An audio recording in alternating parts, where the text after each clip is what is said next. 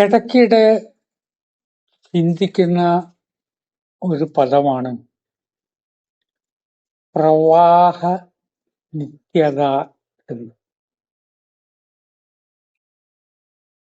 പ്രവാഹ നിത്യത എത്ര പഠിച്ച് നമ്മൾ വെച്ചിരുന്നാലും ഇടയ്ക്ക് ചില വാക്ക് മറക്കും.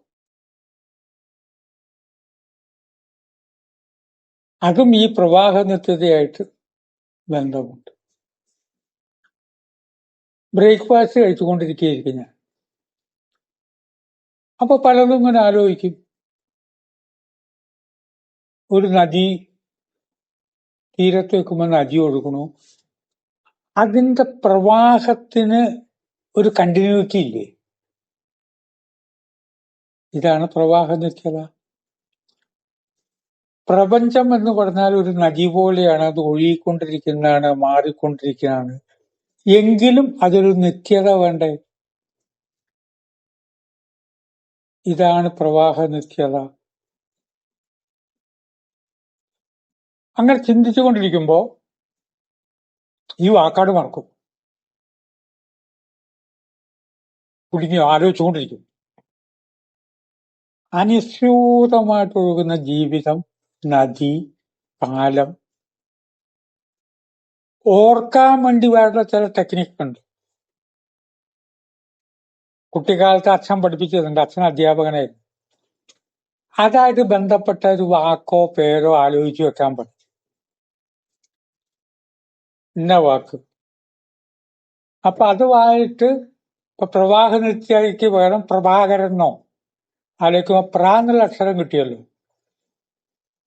പ്രഭാകരൻ എന്നുള്ള വാക്ക് മറന്നാലോ? അങ്ങനെ സംഭവിക്കാറുണ്ട്. ബ്രേക്ക്ഫാസ്റ്റ് കഴിഞ്ഞ ഉടനെ കൈ കഴുകിയിട്ട് മുറി കയറിയിട്ട് ഇത് എവിടെയാണെന്ന് അറിയില്ലല്ലോ. കണ്ടുപിടിക്കണമെങ്കിൽ കണ്ടുപിടിക്കും. എവിടെയോ പ്രവാഹ നിത്യത എന്ന് എഴുതി വെച്ചിട്ടുണ്ടല്ലോ. നോക്കി. ചിലപ്പോ വായ അഴിയുണ്ടാവില്ല. ഇത് നോക്കി വെച്ചാലാണ് ഈ പ്രവാഹ നിത്യതയും ഈ മറവിയുമായിട്ടൊരു ബന്ധം ഉണ്ട്. പലതും നമ്മൾ ചിന്തയില് എടുത്തു പറയുന്നതാണല്ലോ ജീവിതം. 12 കൊല്ലം കഴിയുമ്പോൾ നമ്മുടെ ശരീരത്തിലെ മുഴുവൻ സെല്ലുകളും മാറി വേറെ ഉണ്ട്. അനുനിമിഷം നമ്മുടെ ബോഡിയിൽ നിന്ന് ഡെഡ് സെൽസ് കൊഴിഞ്ഞു പോകുന്നുണ്ട്. അതിസൂക്ഷ്മമായതുകൊണ്ട് നമ്മളെ കാണുന്നില്ല എന്നുണ്ട്. അതിസൂക്ഷ്മമായി. ഞാൻ എൻ്റെ ഒരു സ്വകാര്യ കാര്യം പറയുകയാണ്. ഞാൻ എപ്പോഴും പതിവാടി ഇരിക്കണ കസേരയിലേ ഞാൻ ഇരിക്കാറുള്ളൂ. അതിഥികളിരിക്കണ കസേരകള് ചില സർക്കാർ ഓഫീസിൽ പോയി അവിടെ ഇരിക്കുന്ന ആയിട്ട് ധാരാളം പേര് ഇരിക്കുമ്പോൾ ഈ ഡെഡ് സെൽസ് അവിടെ ധാരാളം വരും. അത് ദോഷം വരും. നമ്മളെ രോഗികളാക്കി മാറ്റും. പരമാവധി ഇങ്ങനെ കസേര മാറി ഇരിക്കാതിരിക്കാൻ ശ്രദ്ധിക്കുന്നത് നല്ലതാണെന്ന് സ്വകാര്യ അഭിപ്രായം. ഈ സെല്ലുകൾ മുഴുവൻ മാറുന്നുണ്ട്. എല്ലുകള്, ഹൃദയത്തിലെ സെല്ലുകൾ വരെയും മാറുന്നു. മാറിയിരുന്നാലും 12 കൊല്ലം മുമ്പ് കണ്ട വ്യക്തിയെ എങ്ങനെ ഓർമ്മിച്ചയാളുടെ പേരറിയണത്? പേരറിയണ്ടേ? കണ്ടിട്ട് എത്രയായി? 12 കൊല്ലം മുമ്പാ. ബോഡിയിലത്തെ മുഴുവൻ മാറുകയാണ് 12 കൊല്ലമായപ്പോഴേക്കും. ഒരംശവും ബാക്കിയില്ല. അപ്പോ അതാണ് തടവിന്റെ ഒക്കെ മാക്സിമം 12 വർഷം മതി. 12 കൊല്ലം കഴിഞ്ഞിട്ടാണ് കുറ്റവാളിക്ക് അളവും കൊടുക്കുന്നത്. കാരണം ആ വ്യക്തിയുടെ എല്ലാം മാറി. പക്ഷെ 12 കൊല്ലം മുമ്പേ കൂടെ ജോലി ചെയ്ത ആളെ ഇപ്പൊ ഓർക്കാൻ കാരണം ഒരു കാര്യം കൂടി ശ്രദ്ധിക്കണം. 12 കൊല്ലത്തില് ആകുമ്പോ മുഴുവൻ മാറുന്നു പറഞ്ഞാൽ അനുനിമിഷം സെല്ലുകൾ മാറുകയാണ്. അപ്പൊ ഒരു സെല്ല് പോകുമ്പോ വേറെ സെല്ലിന് ചാർജ് കൊടുക്കണ്ട. ഒരു പ്രധാന പോയിന്റ് അല്ലേ. അങ്ങോട്ട് കൊഴിഞ്ഞു. പിന്നീട് അതിന്റെ സ്ഥാനത്ത് വരുന്ന സെല്ലിനോട് പറയണ്ടേ, ഇയാൾ ഇന്ന നാട്ടുകാരനാണ്, ഇയാള് മാങ്കാവില താമസിക്കുന്നു, ഇയാളുടെ ഭാര്യ അവിടെ പേര് വിജയലക്ഷ്മി എന്നാണ്. ഇതൊക്കെ ഈ സെല്ലുകള് കൈമാറണ്ടേ? അങ്ങനെ കോടാനകോടി സെല്ലുകൾ അവര് കൈമാറിയിട്ടില്ലെങ്കിലോ? ഞാൻ എന്റെ ഡ്യൂട്ടി കഴിഞ്ഞു, പെൻഷനായിട്ട് പോയി, ഇവിടെ കുറെ ഫയൽ കിടപ്പുണ്ട്.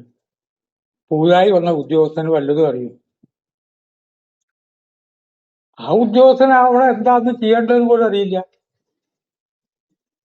ഇയാളെ പഠിപ്പിച്ചതിന് ശേഷം അയാള് റിട്ടയർ ചെയ്ത് പോയതിനു ശേഷം ഇയാള് തുടർന്ന് വരുന്ന ആളെ പഠിപ്പിക്കുന്ന പോലെ സെല്ലുകള്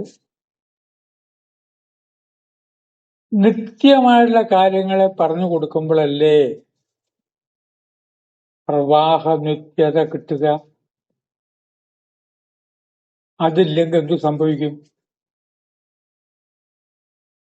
അതിന്റെ പേരല്ലേ മറവി രോഗം. മറവി രോഗത്തിന്റെ ക്രൂരത എന്ന് പറഞ്ഞാൽ ഭയങ്കരമാണ്. അത്രയും ക്രൂരമായ രോഗമാണ് മറവി. നമുക്ക് നമ്മളോട് തന്നെ ദേഷ്യം വരും.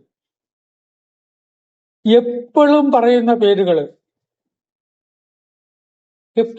പേര് അവരുടെ മനസ്സിലേക്ക് വരില്ല. ചെറുപ്പത്തിൽ ഈ പ്രശ്നം അത്ര വന്നോളണമെന്നില്ല. എനിക്ക് വളരെ ചെറുപ്പമുള്ള കാലത്ത് 80 കഴിഞ്ഞ വ്യക്തികൾ ചില പേരുകൾ പറയും. എപ്പോഴും ഞങ്ങൾ തമ്മിൽ പറഞ്ഞ പേരുകളാട്ടോ.